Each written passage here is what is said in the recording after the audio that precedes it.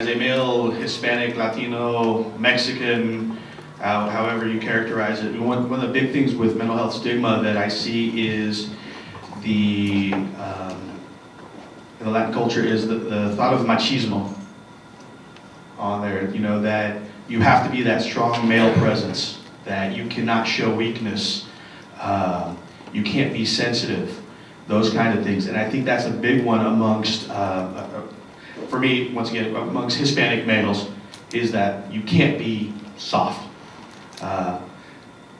Forgive me if you don't, I will translate this in there, but you know, growing up, it's no te hagas el sentido. Don't be the sensitive one. You know, I heard that a lot growing up, not just towards me, but towards other family members. So I think that's a big one. Is you have to put on that front and be that strong person and not show any cracks. But it's been prevalent through generations and generations of Latinos, of Hispanic males.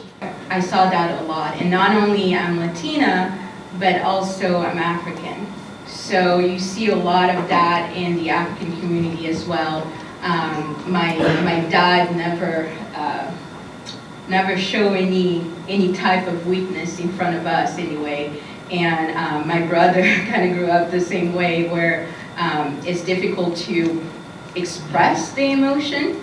I know I love my dad loves me, but again, that expression of emotion is something that comes very difficult for Latino and African as well. So, in a lot of South Asian cultures, they're very expressive people. We talk about a lot of things, and there's a lot of things that are not off limits when we talk about things. But also, India is a very mixed place. You have very, very rich people right alongside very, very not rich people, like right next to abject poverty and things like that. So there's a lot of things that kind of come first, talking about before people really kind of get to discussing things like mental health. And there is some of that, macho culture there too, of course, in a lot of South Asian communities, not only with the men, but in a way with the women too. You're kind of supposed to be a certain way. You're not supposed to really have needs. You're supposed to be taking care of other people's needs and things like that.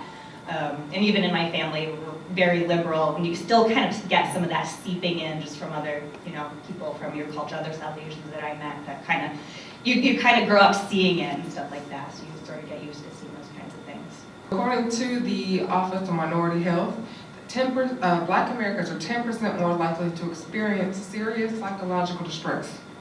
I was like, that's a pretty good number right there, 10% more. That's directly correlated with the disparities within the community. Now, whether that's due to poverty and physical violence, growing up in the hood, different things like that, those are directly correlated with it. The stigma comes from the fact that as opposed to seeking mental health treatment, being told that it's okay, just like in the other cultures, a lot of the people have to swallow that pill, right, take it because we don't talk about it. The researchers show that instead of seeking professional help, we go outside to solve our problems, such as self-medicating with drugs and alcohol, isolating their attempts to solve the problem, and this is especially prevalent in Black men due to lack of information, misunderstanding, and then of course there's a whole thing about faith in church and keeping your problems to God in the Black community. So something very interesting. We are not representing the entire very diverse group. So I came from Taiwan, and I look like I can pass as a Korean, Japanese, Chinese, but so I can talk about some general ideas, stigma, but I can't say that I'm representing all the cultures. Okay, so when I grew up, when people talk about mental illness, a lot of people just say, that person is a little, just kind of like, you can't say it. But they mean like crazy, something very not specific, and it's just bad. But nowadays, when I talk to my friends, they live in Taiwan, it's really a common practice. If you are not feeling well, go see a doctor. If you are mentally unwell, you go seek help. And they told me that now the medical facilities and these institutions are very advanced, and they are very discreet. And the stigma is a lot lower than when I was in Taiwan 20 years ago. So things are changing. It really struck me how people in rural areas conceptualize mental health, and the access to mental health, which is something we might talk about more later, is a really big deal. If it is, in my experience, if it is not very, very accessible, then it can be a huge tax on people and families to go and attain that help. So that's something I've experienced in rural areas, and especially in rural Midwestern Kansas. Very much experience a lot of what people are expressing up here, where it's very much kind of pull yourself up by the bootstrap type of mentality that really gets in the way of people getting mental health help for themselves sometimes, but it's also hard sometimes where sometimes it prevents their families from getting out too, when they may need it.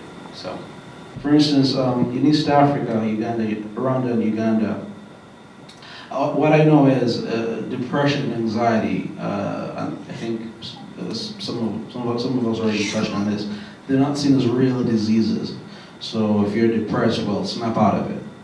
Or if you're anxious, get a hold of yourself.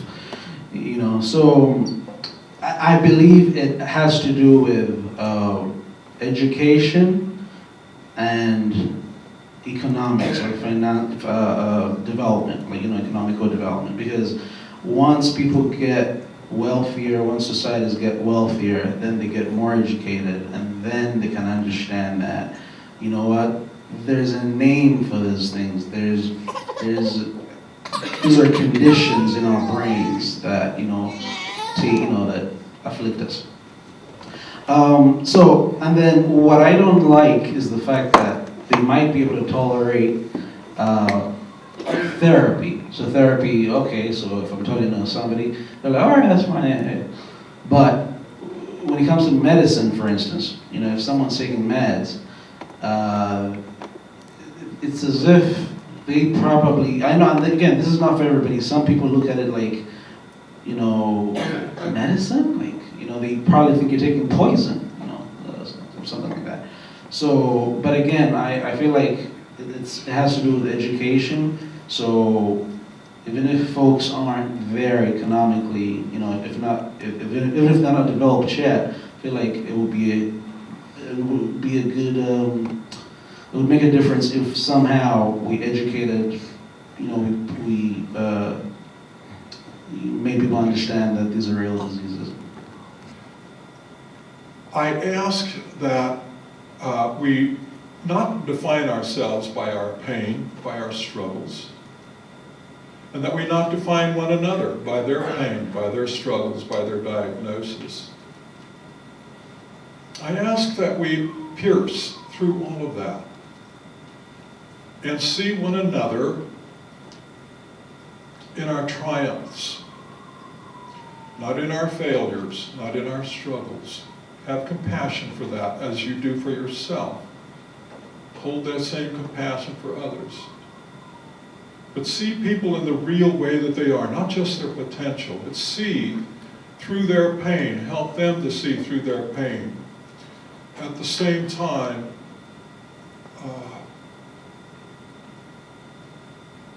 touch the highest in yourself as often as you possibly can, because I believe that will light up your vision of the highest in others. That's one way to begin this connection, this understanding.